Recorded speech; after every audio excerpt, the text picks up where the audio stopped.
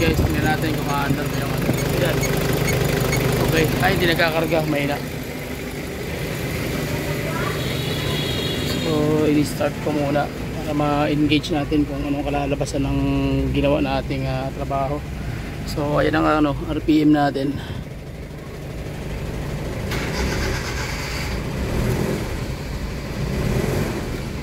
So nawala na lahat ng ano, lahat ng code.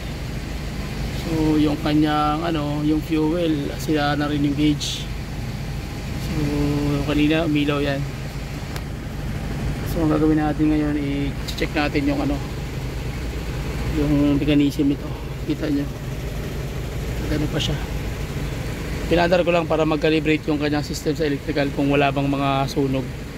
So kaya ginagawa ko, pinapandar ko muna.